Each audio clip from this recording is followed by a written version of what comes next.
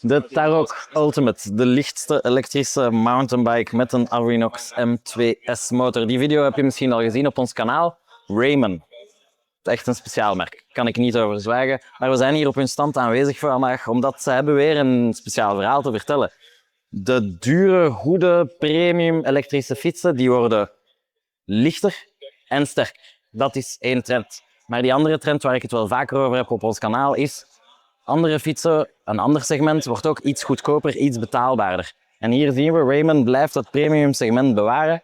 Maar zoals je net kan zien op ons kanaal, de Varno, die hebben we net gereviewd, rond die €2000 voor een premium fiets, of toch een hele goede fiets, met een stevige middenmotor. Dat is toch speciaal. En vandaag gaan we spreken met Suzy, verantwoordelijk voor het merk, eigenaar en founder, die ons meer zal vertellen over de plannen van Raymon dit jaar en de jaren die daarop volgen. Suzy, thank you for joining us here on the stand of Raymon. Hello. I know it's a very popular stand and time is limited, but I wanted to inform the people about how impressed I am by Raymon and the choices that they make. But I want to hear it from you first. The most important thing that I noticed when I visited Raymon is you want to have a bike for everyone. And I want to ask you that question. How do you do it? What is the design philosophy behind it? Yes, first of all, welcome here at the Raymon booth. The slogan is Bikes for Every Journey. And what does it mean for us? This drives us in a certain way to fulfill any demand different target group expect from a bike. And this might be completely different in different areas. And therefore, we decided to follow a multi-motor strategy, which means we just implement different motors into our bikes to fulfill exactly the demand of the target group. So you're not afraid to change the brand of the motor. It's really about the person riding it. You're thinking of the consumer first, choices later. I think consumers are so diverse in the last 15 years of e-bikes that it's necessary in some areas to choose really different motors, also in a kind of to become a bit more independent and choose the right motor for the specific needs. Okay. Now, the Varno and the Numa I have tested. This is really an entry-level bike, as in it only costs what we would expect from an entry-level bike, $2,199 if I'm not mistaken, or maybe even a bit lower if you change some pieces. Is that correct? So this is also something which explains the needs and demand.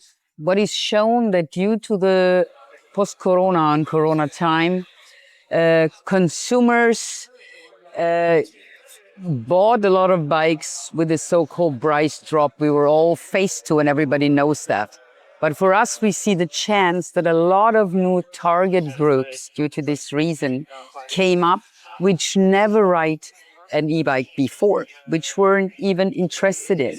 But now we offer people, especially in urban areas, a really clean-looking 17 Newton-meter motor system in a price range starting by $2,299, which was not existing before. No. And with a really clean optic. And now I'm a woman, and I get to the women point. Women's prefer to have a carefree package in riding, not only talking about technical issues and technical things, but also an easy ride. And these systems with all his functions he has, which are low, is really a comfortable safety riding, especially in the cities. And also here, Raymon brought up full performance e-bikes, which is the lightest, by the way, at the moment in the market with 20.5. Yeah. But we also see price ranges from €2,000 up to 10 to fulfill our slogan, Bikes for Every Journey. Another example I want to mention is our new Raymon Rider with our new Panasonic GX motor, which makes it possible to bring full suspension and full performance in a more accessible price level. Okay. Now, when I was in the showroom in Germany, I also noticed that it doesn't stop for adults. You're also in the segment of children bikes. Of course, the future is the young people, where we offer, by the way, a complete range of non-E's, but also of e-bikes, which starts with 1,899 and with 24-inch and 26-inch with the same motor system. Okay, great information. I also saw Raymon clearly has a sportive segment. Earlier on the stand, there were two Brazilian people, clearly sportsmen. What can we say about that?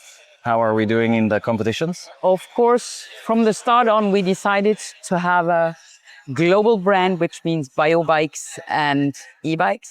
And the race bike, and in specific gravel, is one of the most popular sport at the moment. Yeah. We have a few athletes and a few teams, UCI teams, continental teams. And this segment, specific in gravel, is the most growing when it gets to volume, to units. Gravel bike is one of the best selling products for women. Women can realize fashion, but sportiveness. And I think this is a market, the women market in specific, we have to take care in the future much more than we did in the past.